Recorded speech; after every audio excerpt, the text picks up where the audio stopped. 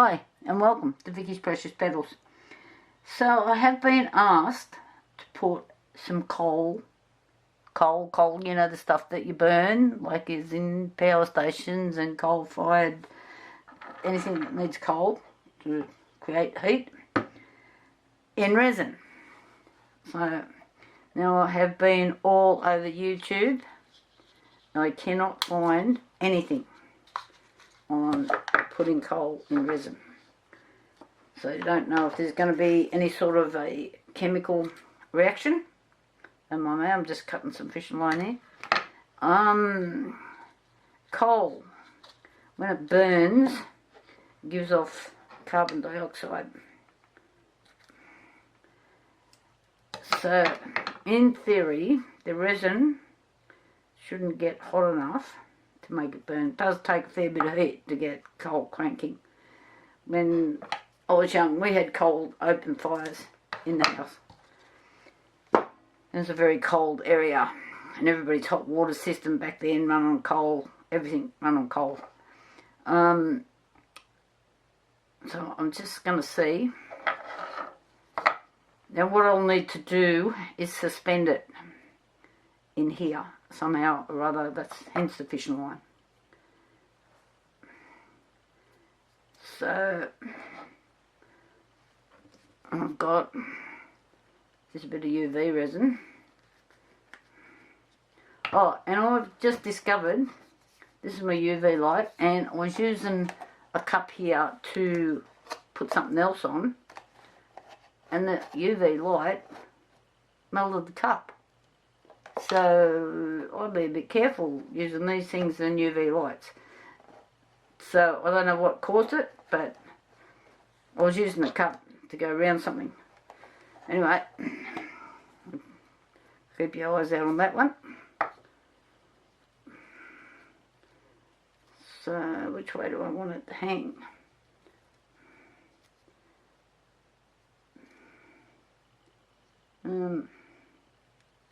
Well, that way. I'll try this way. No gloves on again. Dealing with fishing line and having gloves on is really awkward.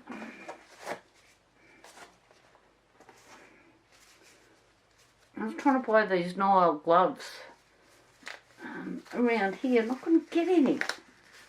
I'm going to order them online. Like, seriously? They're gloves. How hard is it? And I find if I'm using clear gloves and I'm using my light a lot with this UV resin mix, it's the light. At first I thought it was the resin, but then I realised if I've got little scratches or marks on my hands and I put it under the light, it makes them really itchy. And because I've got 4 dogs that think it's really good to jump all over you, I've always got little scratches on my hands, or, you know, I'm in the garden, I'm always making something, I'm always doing something. So, oh, come on. It's the easiest way to hold this now. Not like that.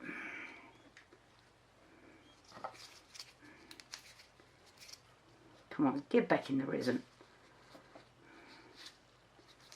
Okay, now we got it. So I just want this to put my fishing line on there. This one's a little bit thicker than the one I normally use, but the other one that I use is so hard to work with because it's so fine, but then you can't see it in the resin either. Or you probably could if you put it under a microscope or something. Turn off. So I've got that on there. Yep. One down. So you can see what I'm doing here. This is experiment 1.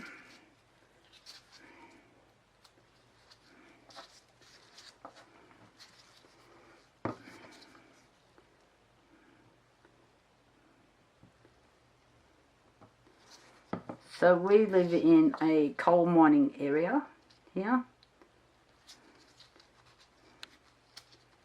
employs a lot of people, most of them from out of town, which is a bit annoying. There is a lot of locals that work there as well. And it feeds off, you know, so there's all the industrial areas that are mine related and repairs and parts and services and all that sort of stuff.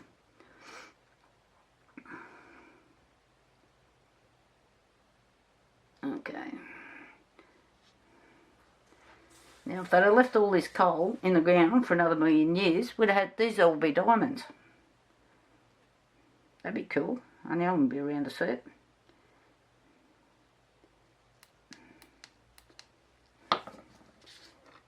I'll actually give these a bit of a tune up under the and a little piece. I had 3 bits cut.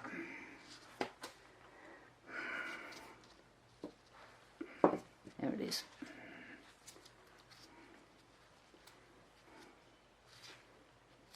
So if you're putting, whether it be flowers or whatever you're doing, in your resin, it always looks better if you use odd numbers.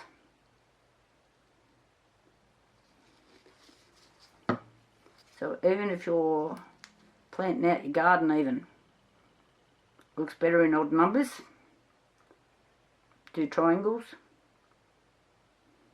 It's more visually appealing. Well, that's what I learnt when I was at TAFE. So I learnt that in horticulture, as in when I was learning how to do plant outs and all of that sort of thing. Then when I was doing landscape construction, we learned it again there, you know, so if you're putting up features, and so you've got one big major feature like a water feature or something like that, and then you're going to put some smaller things around it, do it in odd numbers, looks better. Then I did forestry, and guess what? You're told again, odd numbers, visually appealing. So if nothing else today, you've learnt something there, hopefully. Okay, right, I need resin mixed up. Oh, and suspend these. I'll come back in a minute. I'll just get some things out and show you how to suspend them easily. Oh, in theory. Okay, back. I just need a big bit of coal. So the UV resin didn't affect it, which is good.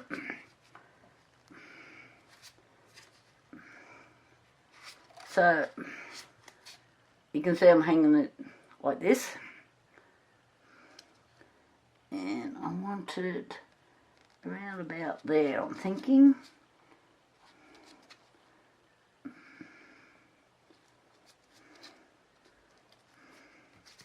Oh, would have been handy if I taken the lid off first. Let's try that again.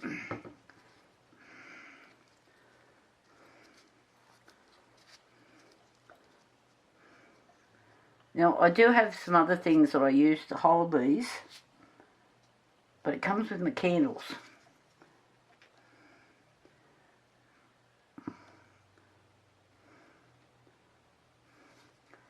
Little dab will do ya. So by using the paddle pop sticks, everyone can get a paddle pop stick.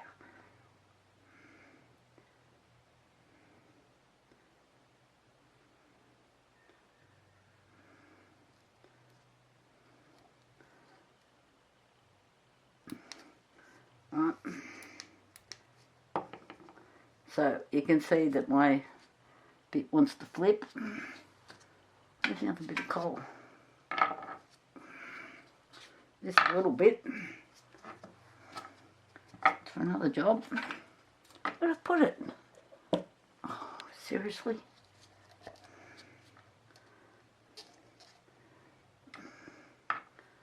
Okay, somebody yell out. Oh, there it is. I moved it right over the back.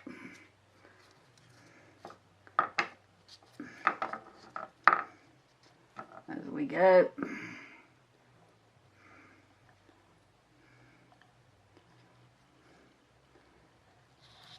So this one I'm going to suspend on the other side.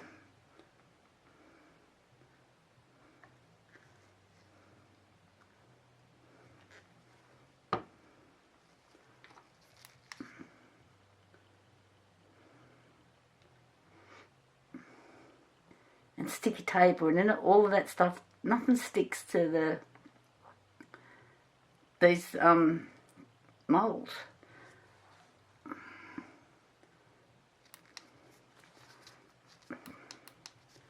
Okay, and then we're going to put a smaller piece up a bit higher. Do I need to go this side?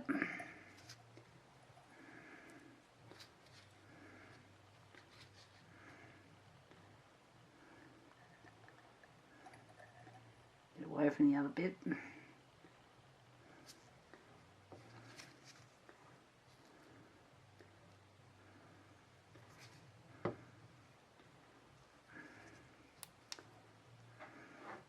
And what I am going to do is I'm going to bring a steel bowl in here,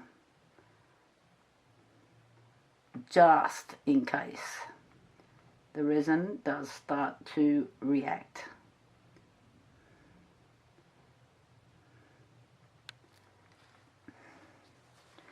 I am using a deep pour resin, and I've got a hair down in there.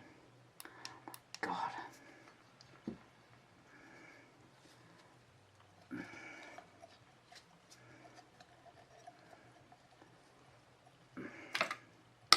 There's my sticky tape. Yep.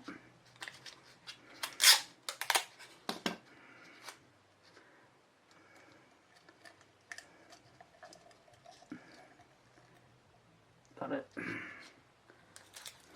Yeah. So in theory, because I'm using a deep pour resin, which doesn't heat up, it's like it's a 2-to-1 resin. So like with your 1-to-1 resins, they heat quickly and they're a lot thicker. This takes a lot longer to cure, so I shouldn't get the heat generated. I'll put that over there. And I've sealed them just with a gloss sealer that I always use. It doesn't have to, if you're sealing things, I don't think it has to be anything flash. You know, as long as it seals. Okay. Now I need to mix up some resin. When you do this, see how my strings are on the outside? Make sure you don't pick them up and they will end up in there.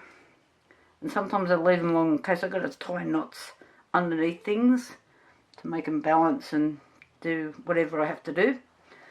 I'm just going to get that out of the road.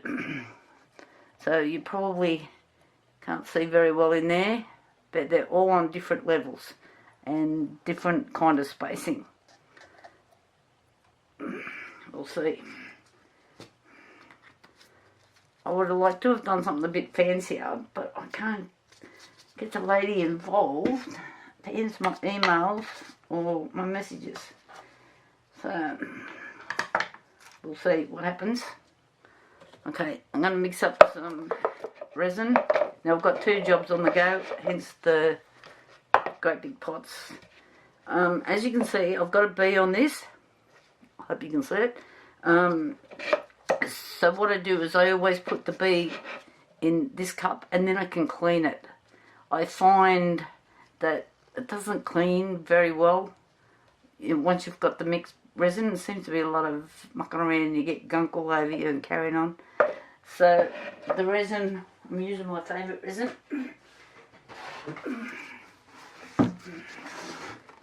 Which is the Barnes Mega Pour, the epoxy casting system.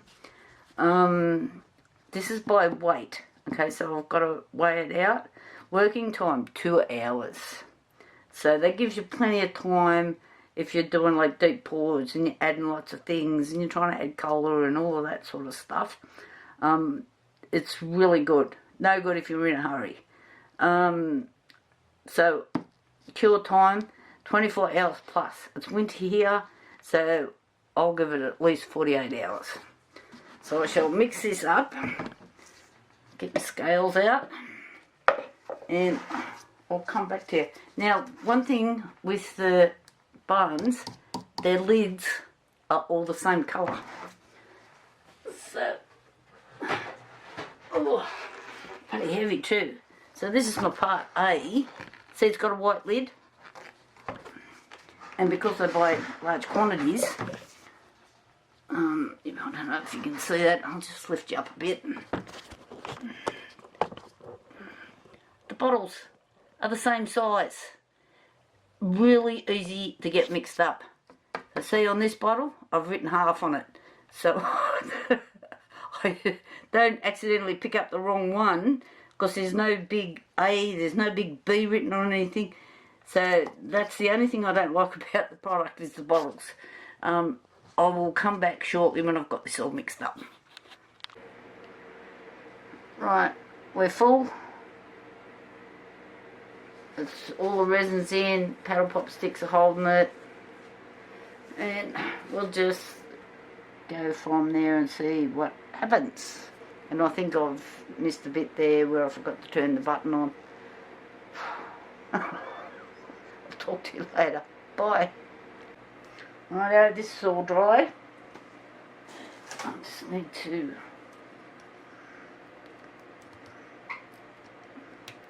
get these strings off as low as I can get them. One around here.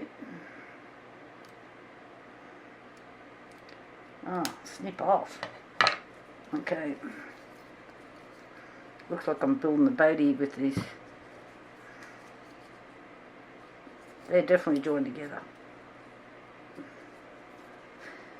Right. I don't know what I'm going to do with them. Just chuck them in the bin. So, I need to get down a bit lower. Cut that off. And then, what I'm going to do is see how much the resin has shrunk. So I was right up to here, and now I'm to here. So this will allow me to put a layer on here so we don't feel those knobbly things. I've got some curves on somewhere. Curved scissors. Please make yourself front and present. There we go. So if you look in my manicure sets, there's nothing in there because they're all in this box here. Might be a nail file on them if you're lucky. So you can see this down through there. Okay, so I'm just going to mix up a bit of resin, top this up so we can't feel these little lumpy bits. I could like just sand them back, but you know, just pour resin on top. And I've got other bits to do. Right, I'll come back. Alright, time to see how this coal went. I've already put just a bit of soapy water down there. Just to help me get this out of the mould.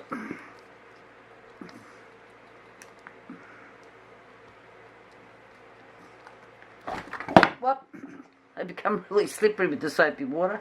Maybe I get a bit too carried away. Oh yeah, looks cool.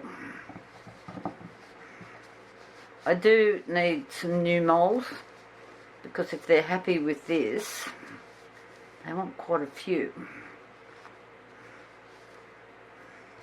So the coal has made it look a bit smoky looking, although the mould is starting to go quite, it's not as shiny as it used to be. I need new ones. So, there we go, coal in resin. So I've got some better ideas for the client. So this is just the first run, just to see if, make sure that nothing would explode, burn or whatever. So I think they'll be happy with this, just the model, and we'll go from there. Don't forget, give me the thumbs up. I don't know how many people put coal in in resin, but I do now. Talk to you later. Bye.